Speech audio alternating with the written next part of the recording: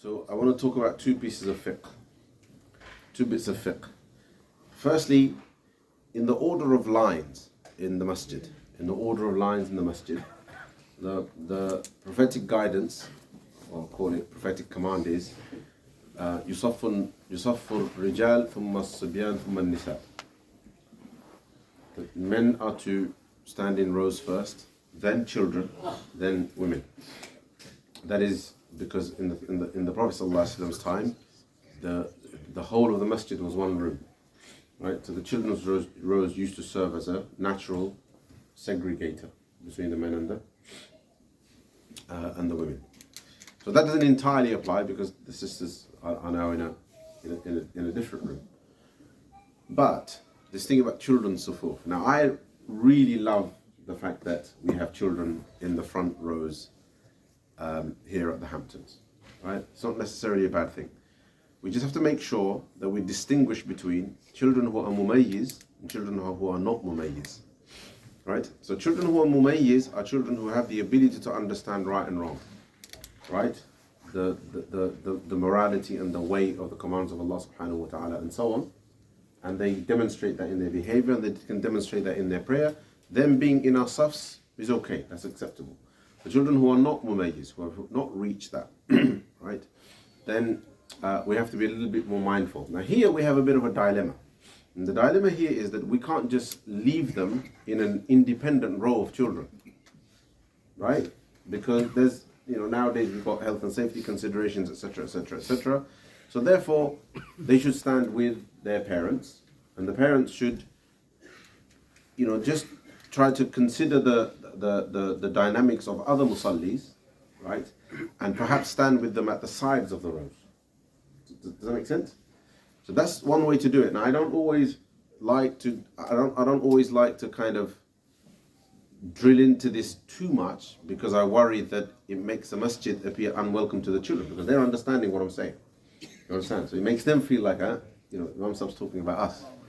So it's important that parents naturally kind of gravitate towards that kind of a reality. Okay, inshallah. So I mentioned it today. Many of you are here, inshallah. Let's try and work towards that. And essentially what we're then doing is we're looking out for one another. I've got my child with me, and while I have a tarbiyah responsibility to get this child accustomed to coming to the masjid, and as a community we do as well, I should also be mindful of my fellow musalli who might be disturbed by the fact that my child doesn't fully understand, salah or the rules of salah and so on. So we should work on our children with that and kind of prepare them to come to the masjid.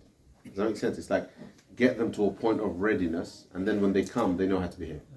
Right? Obviously, some things we will always tolerate, and we've always been tolerant of it. And some play around here, and it's a fantastic building with more than just prayer space.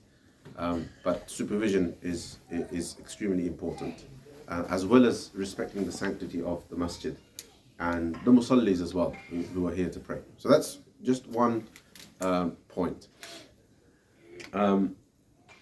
Okay, the other bit of fiqh today is we've got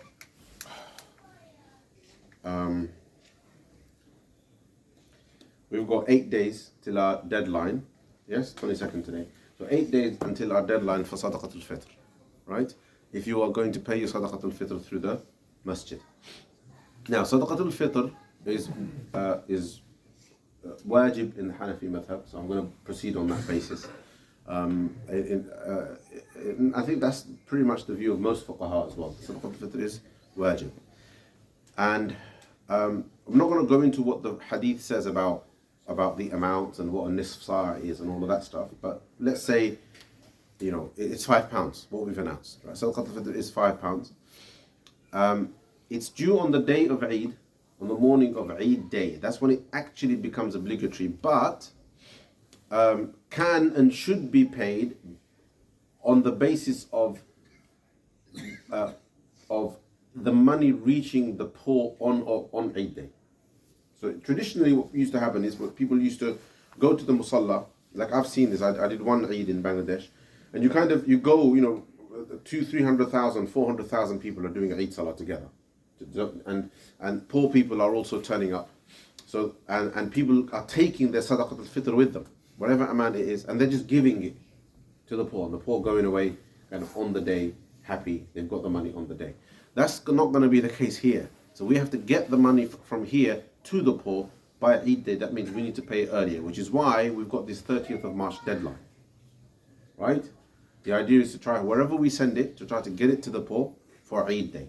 So that's why you need to meet the deadline if you want to pay your sadaqat al-fitr through the masjid. If you have your own means and you're sending it to relatives back home, etc., then by all means try to also follow those rules. Okay, sadaqat al-fitr is obligatory upon every adult who, so put it this way, every so I'm saying adult with a caveat, I'm coming to the caveat in a second. Every adult is required to pay if they meet the zakah nisab, 300 odd quid, right? So you can check it online now exactly what the amount is today.